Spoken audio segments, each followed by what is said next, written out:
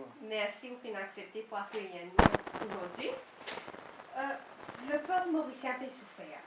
C'est ce qu'a dit le cardinal Piat dans son homélie mardi.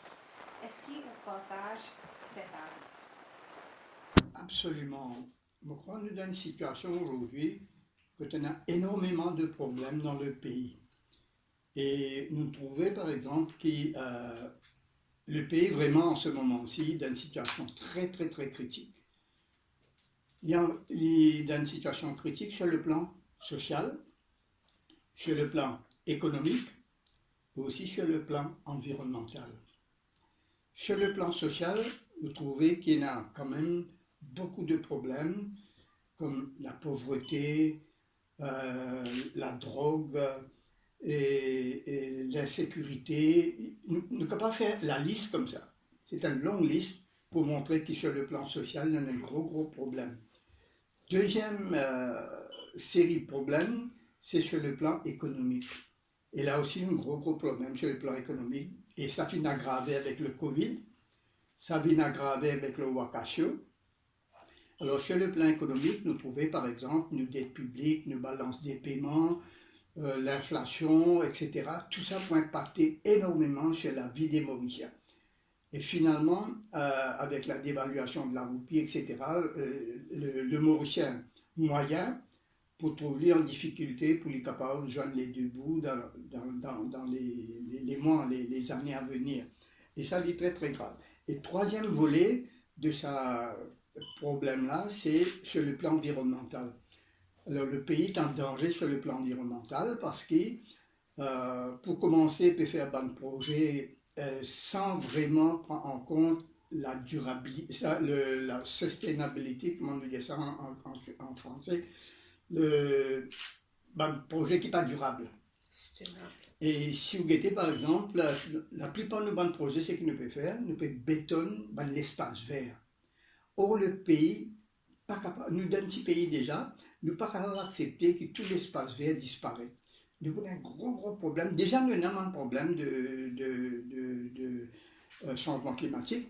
Maintenant, avec ça, nous avons un problème d'inondation, nous avons un problème de sécheresse à certains moments, et tout ça pour impacter terriblement sur nous. Et là, même le tourisme, il dépend sur la qualité de l'environnement qu'il nous a. Si nous détruisons le lagon, si nous détruisons tout l'espace vert, si nous détruisons la forêt, hein, et nous la plage par exemple déjà peut éroder, alors là nous pouvons jouer quand même avec sa capitale naturelle qui nous a, qui est le pays bizarre pour attirer les touristes. Mais malheureusement, pas peut faire grand chose pour protéger ça. Tout ce qu'il peut faire sur le plan économique, sur le plan, qui nous appelle développement, c'est un développement pour faire rentrer l'argent, disons, mais c'est un développement qui peut détruire nos capitales naturelles et c'est un développement qui peut détruire nos capitales humains. Et ça est absolument grave parce que là, nous retrouvons nos pays, dans les années à venir, nous retrouvons nos pays pour à genoux, et sur le plan social, et sur le plan économique, et sur le plan environnemental. Donc le pire est à venir, d'après vous? Moi, je crois que le pire est à venir parce que tout dépend. Si aujourd'hui, nous avons un gouvernement qui vient, qui s'en va dire ah, mon corps, on a fait un peu bêtise jusqu'à l'air, stop, on a arrêté, on a cisé nos pensées, on a guetté qui est ce nouveau chemin que nous apprend pour nos pays progresser, nous avons un petit sens. Mais si nous avons un gouvernement qui vient qui dit non, côté mentor, il vient vous dire il ne peut pas faire réalité, tout ce qu'il peut faire bon. Et si c'est un gouvernement qui peut venir avec une arrière-pensée, moi je dire que je viens là pour protéger l'intérêt, mais pas l'intérêt du peuple. Comment? L'intérêt du pays. Comment un gouvernement qui vient, qui est là, pas pour protéger l'intérêt du pays, il vient là pour protéger son intérêt, ou bien l'intérêt d'un petit groupe, ou bien l'intérêt d'un capitaliste, là, nous avons un problème bien sérieux. Surtout, si ce gouvernement-là, parler, écoute ce que le peuple peut dire. Il peut rester fermé à l'appel du peuple. Moi, si je recherche une écrire une lettre, j'espère ou une copie, nous dire le Premier ministre, nous avons beaucoup confiance avec lui. Il y a certaines choses qui sont positives, nous apprécions terriblement, mais la façon d'y aller dans une mauvaise direction. Et nous disons aussi, qui capable toujours arrêter, pose question et change le tir, change un petit peu la direction qu'il est aller. Mais malheureusement, il semble que le Premier ministre n'est pas disposé à faire ça. Et s'il n'est pas disposé à faire ça, et s'il est pour rester encore pour 4 ans, le pays peut pâtir terriblement. Ce sera un désastre pour le pays. Finina, les marches citoyennes, celles du 29 août et du 12 septembre, ça finit permettre à la population de voice out une frustration. Est-ce qu'on peut parler de printemps mauricien? Je crois que oui, parce que la population reste quand même assez docile, reste assez muet pendant un bon bout de temps. Je observais, je guettais qui peut passer, je tenais le coup, mais c'était un peu comme un pressure cooker. La pression laine montait, et là, nous avons un déclic, c'était nos camarades Laurel, qui est venu, et lui, il fait ça déclic-là, et ça déclic-là, il fait qu'il nous fait décider pour descendre aussi. Jusqu'à là, il ne participer à descendre aussi. Mais là, je descends aussi, et je viens dire à haute voix notre préoccupation. Qui fait je descendre aussi, mais juste pour faire blablabla, pour faire joli, pour danser. Bien sûr, on a une sorte de graine, danser, etc. Mais je crois que je viens surtout pour dire je ras-le-bol pour la façon dont les choses peuvent passer dans le pays.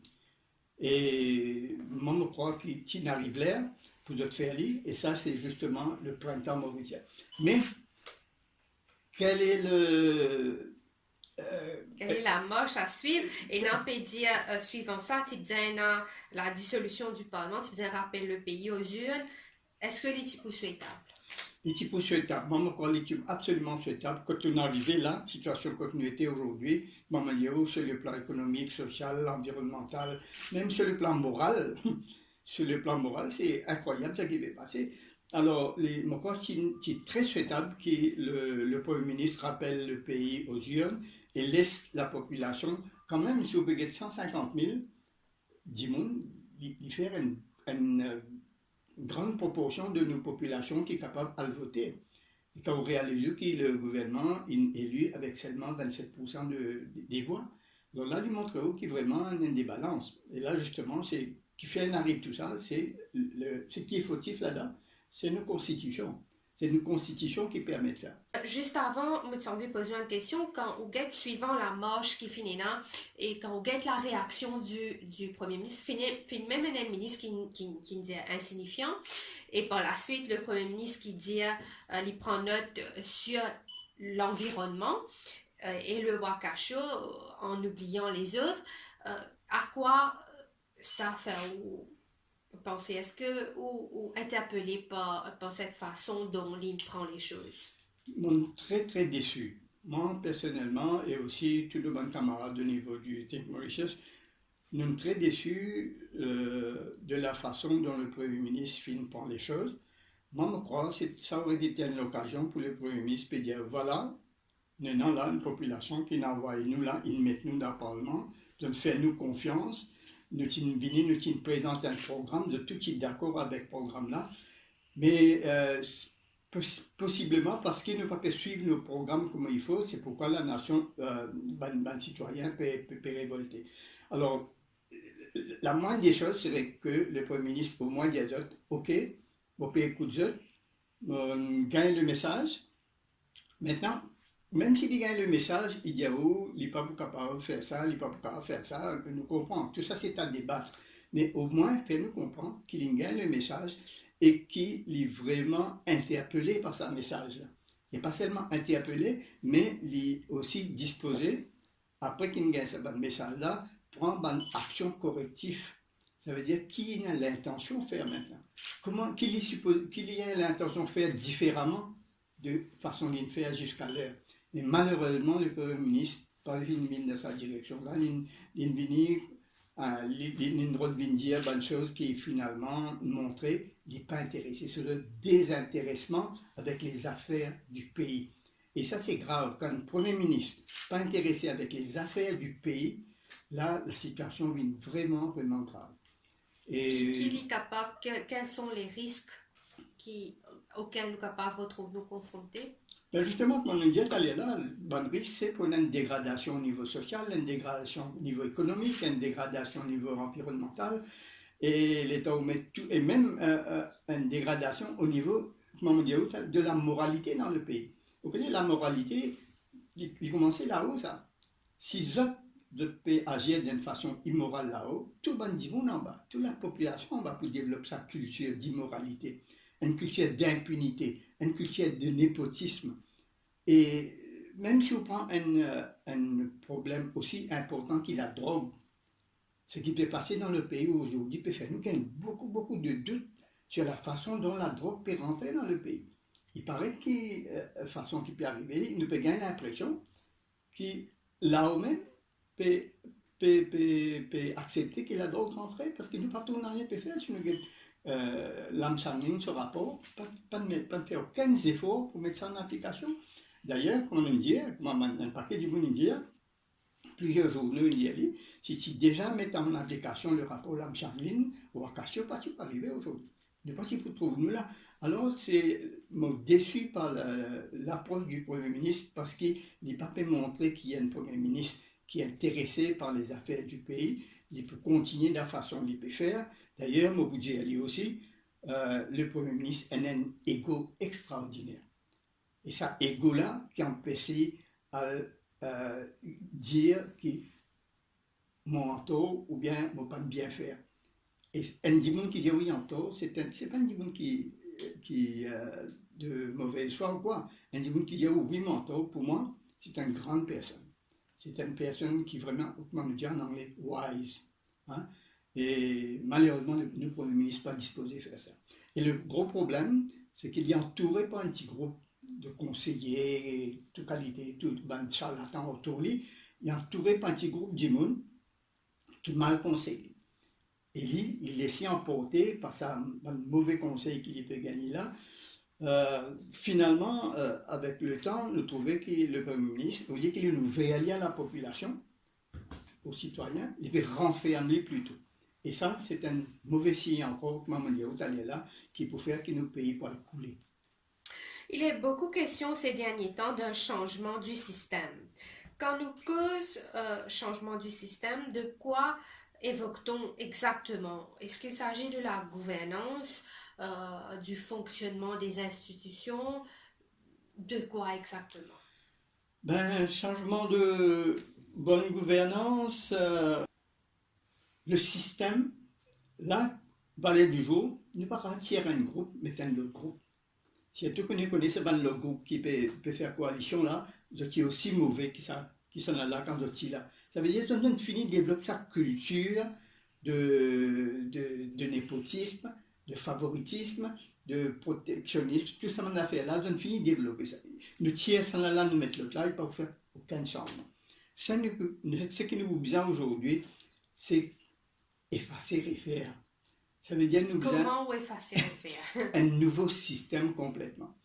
Moi, tu écoutes nos camarades Lindsay Rivière l'autre jour, il peut faire une suggestion. Nous commencer par faire une conférence, où tu invites tout, l'élite mauricienne, pas ban politicien, élite non politique, les autres regroupés, qui est intéressé avec le pays, qui est intéressé avec l'avancement du pays, pas avec de besoins personnels. Alors, invite ces gens à nous faire un genre de forum, à nous guetter les autres qui sont capables de proposer. Nous, dans Think Mauritius, nous finissons une série d'affaires qui nous peuvent proposer. Si là, nous vous prend beaucoup plus de temps. Mais il y a des affaires qui nous peuvent proposer et tout changement commence par la Constitution. Parce que nos constitutions, il y a beaucoup, beaucoup de faiblesses en ce moment qui peuvent mettre nous dans cette bonne situation-là. Par exemple, de nous un seul exemple, un paquet même de nous un seul, le first past the post. Si nous finissons de régler le problème de first past the post, aujourd'hui nous partis pour là. Parce que Diagnat parti pour là. Le Premier ministre parti pour là. Parce qu'il y avait 37% de ce électoral, il parti pour là, il prend un autre. Alors tout ça, il y a beaucoup d'affaires qui viennent changer dans la Constitution, mais tout dans le parti qui vient, je refuse sans y parce que ça arrange. Il y a beaucoup d'affaires qui arrangent, alors je pas les sens dans les, tout reste comme ça, statu quo, pas bouger, laisse en place, pas faire rien. Et dans le, au Bénin, comment change le système? Le change de système, nous bien commence par revoir la constitution d'abord. Ensuite, nous bien revoir les partis politiques. Comment un parti politique fonctionnait à Maurice?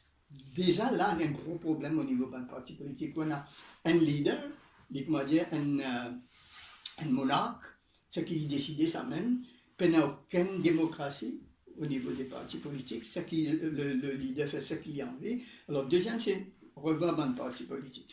Troisième affaire pour changer le système, c'est nous faisons une démocratie consultative. Participative, oui. Une démocratie participative, plutôt que comme il était là, c'est une démocratie représentative.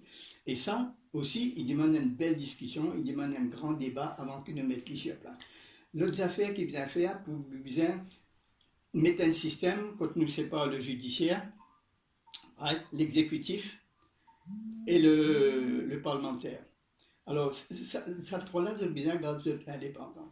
L'autre affaire qui vient faire, bien assurer dans le pays qu'il y a une démocratie, qu'il y a une méritocratie, qu'il y a une bonne gouvernance. Tout ça, c'est absolument essentiel. Sans ça, nous pouvons toujours piétiner dans le noir. Et est-ce que ce gouvernement-là disposé venir avec plus de démocratie, plus de... Je pas trop ça, discaler, je pas trop. Alors pour changer le système, comment on peut dire, on a plusieurs affaires encore, mais nous ne pouvons pas gagner temps et tout. C'est tout ça là qui nous a vu voir. À commencer, comment on dit, par nos constitutions, nous ban la loi, nous ban comment nos ministres. Par exemple, un premier ministre ne faut pas faire plus que des mandats, et puis out. Et puis ces affaires aussi, il n'est pas possible pendant 50 ans, il y a soit Diagnat, soit Angoulême. C'est vraiment incroyable comment nous sommes capables de laisser des affaires comme ça passer si vraiment nous voulons nous payer pour progresser. Alors bien changer ce système dans dynastie, bien aller, ce système quand le Premier ministre décidait quand il pouvait faire élection, quand il pouvait dissoudre l'Assemblée, bien arrêter ça, c'est pas eux qui peuvent faire ça. Ce système Premier ministre décidé qui sont là pour mettre dans tel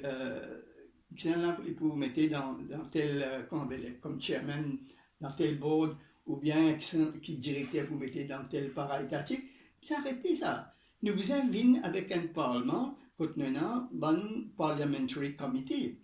Hein? L'Angleterre, par exemple, vous connaissez combien de parliamentary committees? Il y en a 75. 75 parliamentary committees et chacun a sa responsabilité. Et il y a un parliamentary committee là-bas qui mène sous la présidence d'un membre de l'opposition. Est-ce que si nous sommes capables de faire ça ici, ben, tu connais beaucoup de changements. Il ne faudrait pas que le Premier ministre soit responsable pour nomination bandimon. Ça. Et l'autre affaire encore, ces affaires de conseiller. Là, bien mettre un lot là-bas. Vous ne pouvez pas principalement sans poisson, je ne sais pas que ça n'a venu, vous venez conseiller. Ou vous pour un conseiller, il vous besoin quelqu'un de calibre, quelqu'un vraiment qui est valable, qui peut prendre une décision ou bien donner un conseil qui est valable, n'importe qui. Alors, une série de choses comme ça qui pour bien revoir, pour nous capables de revoir le système.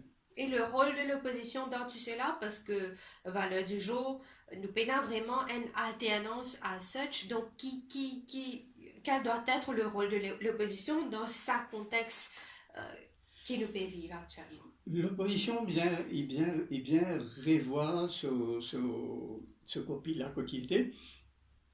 Ce qui m'a pensé l'opposition vient faire. Toutes ces trois parties qui sont dans l'opposition, je bien commencer par revoir de toute façon je gère le parti. C'est un leader dans trois parties-là, c'est trois leaders qui viennent aller.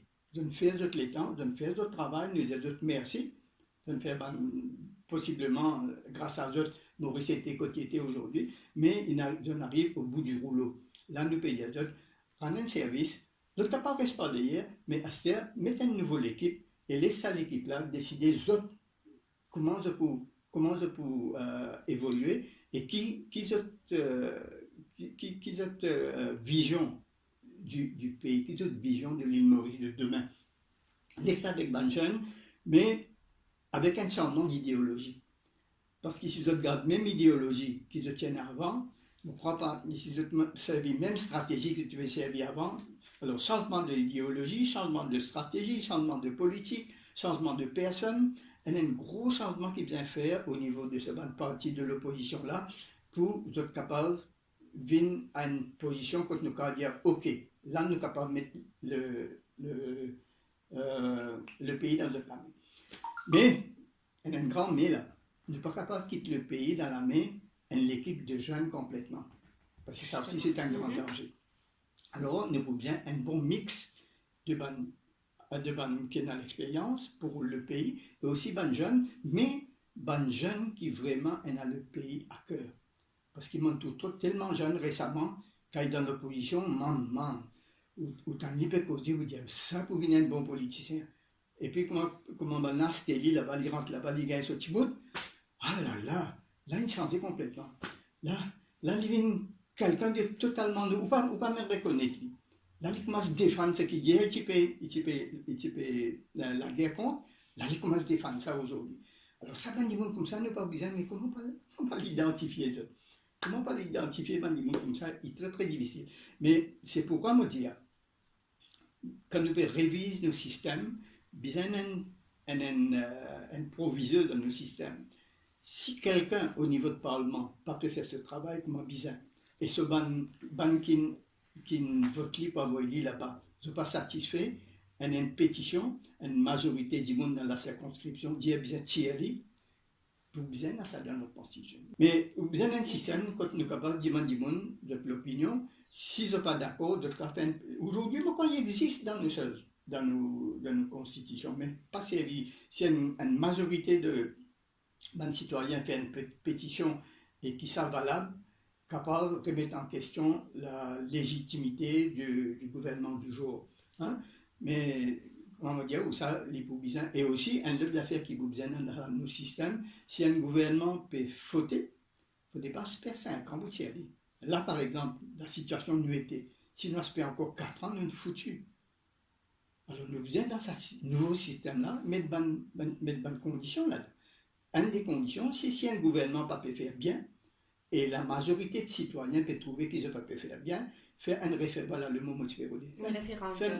Nous besoin d'un référendum, il besoin dans nos constitutions. Alors, faire un référendum, et si le référendum l'a dit, que la plupart du monde ou l'ex-gouvernement allait, off you go. Il y a besoin d'un caretaker government, c'est pas un groupe de ça nous bien besoin dans le pays, hein? Un groupe contenant un groupement des sages mauriciens.